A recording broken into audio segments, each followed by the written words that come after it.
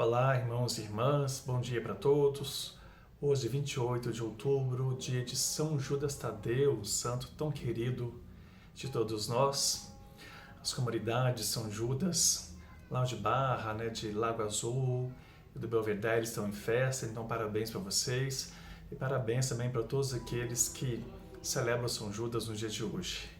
Hoje, o Evangelho de São Lucas, capítulo 6, versículos de 12 a 19, e vamos então ouvir a palavra de Deus para ser luz nesse dia de hoje. O Senhor esteja convosco, Ele está no meio de nós. Proclamação do Evangelho de Jesus Cristo segundo Lucas. Glória a vós, Senhor.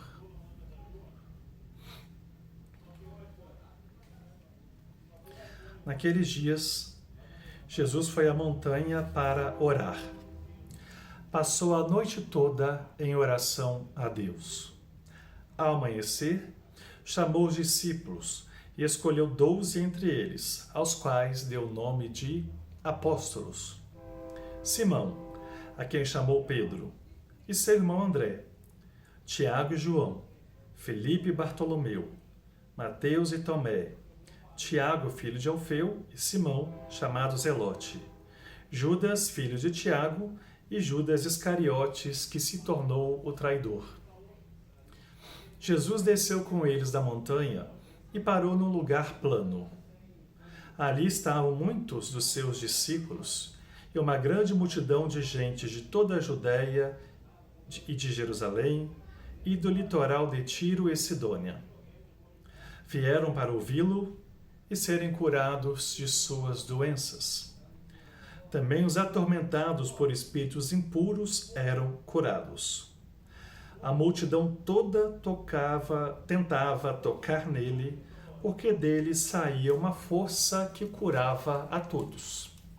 Palavra da salvação, glória a vós, Senhor.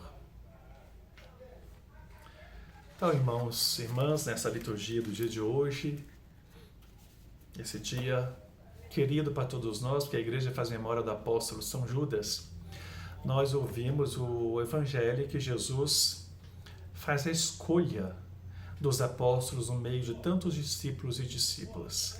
Mas um elemento que eu quero chamar a atenção, que aparece logo no início do Evangelho, é que Jesus sobe o monte para orar ao Pai e fica a noite toda em oração. Se nós olharmos os textos dos evangelhos, todas as vezes que Jesus precisava tomar uma decisão que era importante, como todas as suas decisões, Jesus se retirava para orar. Então a gente percebe aqui que Jesus sinaliza algo importante para nós. A prática da oração que deve ser cultivada por todos nós, como Ele nos dá o exemplo. É a oração que nos busca estar em comunhão com o Pai. Por quê? Porque Jesus não quer tomar decisão sozinho. Porque Jesus não quer fazer a sua vontade. Ele veio fazer a vontade do Pai, por isso Ele busca estar em comunhão com o Pai através da prática de oração. E é este exemplo que Ele nos dá, que nas nossas decisões da vida, sejam elas quais forem, que a gente possa estar atentos naquilo que Deus tem a nos mostrar, que nós possamos realmente cultivar uma vida de oração intensa, de forma que possamos sentir inspiração do que Deus nos mostra. E consciente Jesus que precisava fazer uma escolha de 12 apóstolos, ou seja, aqueles 12 que seriam apóstolos, que seriam seus enviados, que participariam da sua missão de uma forma mais particular, de uma forma mais íntima.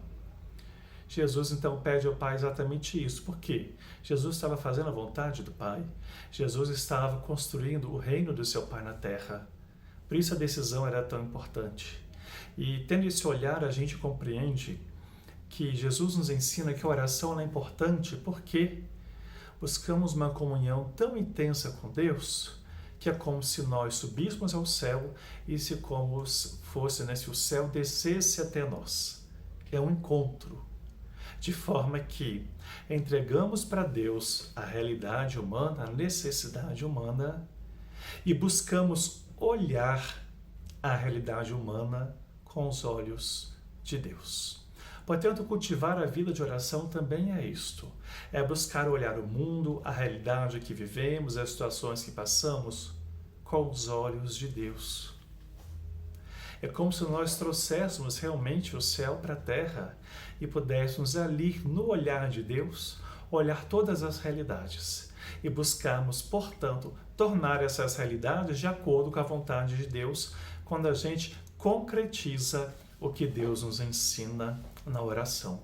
Então, é um gesto muito bonito que Jesus faz ao, entre tantos discípulos e discípulas, escolher alguns, os 12, que são, escolher esses 12 como seus apóstolos para participarem da sua missão. E aí Jesus desce a montanha e se encontra com a multidão de pessoas que lá se encontrava. Multidão formada por judeus, como por exemplo pessoas de Jerusalém, mas também por não-judeus, ou seja, como os judeus chamavam, os pagãos, como por exemplo os povos de Tiro e Sidônia, conforme o evangelho de hoje nos fala. Então, uma multidão de pessoas vinha atrás de Jesus. Para quê?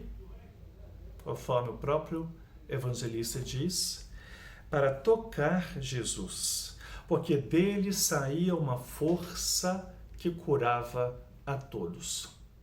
A força de Deus.